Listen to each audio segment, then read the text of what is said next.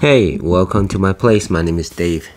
This will be a rather short video because this spark from the house of Liz Claiborne, it is not a complex scent and it doesn't change too much, but it is one of those cheapies but good fragrance that if you ever see in a rack store or online for around under $20, it is a very nice pickup.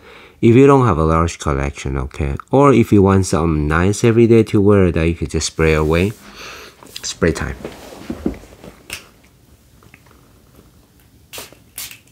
Alright, 3 sprays. Not a sissy spray anymore. The cap is rather cheap, but it fits and it clicks in, it holds it well. The bottle, this is a 50 ml. You can tell from the bottle shape, curvature, it is rather unique. But, you know, it's maybe a little bit old school, just a bit. But it's not bad at all. It looks pretty cool though. I actually kind of like it. Some things, it's hard to explain. If you look at the other stuff, you know, if you look at the other bottles where it's more of a modern bottles, at times I want some like this, some little bit, I guess, old school, okay, in a very best way possible. Anyway, okay. Now, it is important to look at this type of fragrances because there is a need and specific slots where it fits in. First, on top, what I'm getting is, you can tell this is a cool weather scent. It is for the maybe winter. Yeah, I think when the temperature is pretty low, this will work really well. This feels warm with honey, boozy, and spicy cardamom. You hear those few notes, you know this is a nice winter fragrance. The perfumer is the master, Harry Fremont. He made the legendary CK1.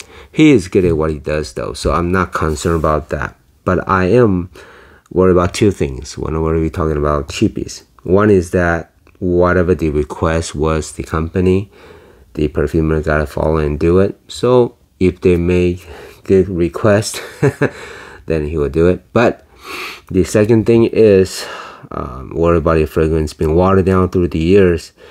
That may be just a shadow of the original, right? Now this one came out 2003, exactly 20 years ago, but the DNA still stays relevant nowadays. And my bottle was from maybe 3 or 4 years ago, just right before the pandemic, and it's still good. The booziness from rum and cognac, and it really stands out though, especially around the top. And it's quite smooth without going overboard. Yeah, you can tell it is boozy, but it just doesn't do it too much, okay? And also playing here is the cinnamon with some black pepper and the cardamom to bring out that spiciness, that sweetness. Whenever I buy cheapie fragrance, I'm always aware of the place where it fits in. For anything under 30 or 20, I don't expect it to last more than 8 hours. I don't expect it to smell super upscale or expensive. However, I'm very critical when a fragrance smells cheap or just out of whack or just bad. And this spark passed the test. It still smells nice and it lasts at least half a day or around 4 or 5 hours. At that point, I don't mind respraying. Just when I say this is still not a complex scent, it's not.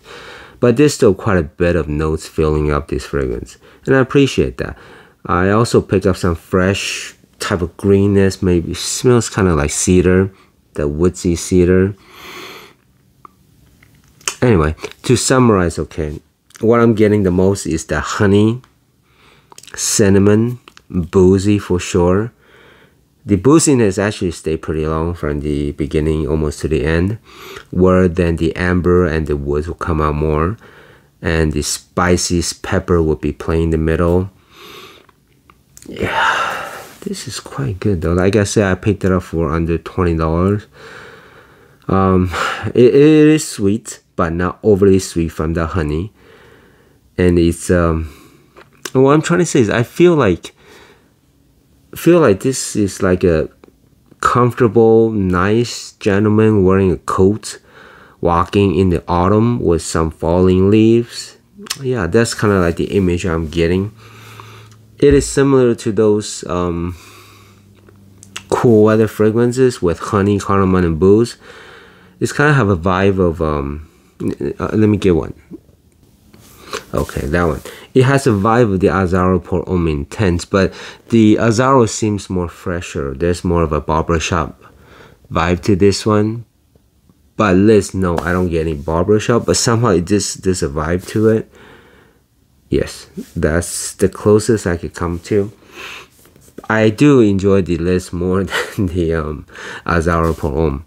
So anyway, something in the Azzaro just rubs me the wrong way sometimes. Alright, like I said, this is manly masculine. You could wear to any situation. It's best fitting for the cool weather. I really like this. Like I said, there's place for everything, and this type of cheapie is very well done for a cheapie. I think the smell is worth about 30-40, you know, up to that point. And because when I spray on my hand, I smell just a bit of watery, and I think that's from the age or maybe a bit of reformulation or something like that. But it's still really nice though. If it gets to a certain point where it's just too watered down, then no, that one I accept. But this one is still good. So just in case, it's really hard to tell the batch code. It doesn't come out clearly. But anyhow, like I said, maybe 3 years ago. So if you ever see this in a rack store online, it's worth picking up if you don't have a large collection. I just like that. I mean, you know, I picked it up because I had something from Liz Claiborne, and then I really enjoy it. So I thought might as well give it a try, and I was not disappointed at all. So money well spent. All right then.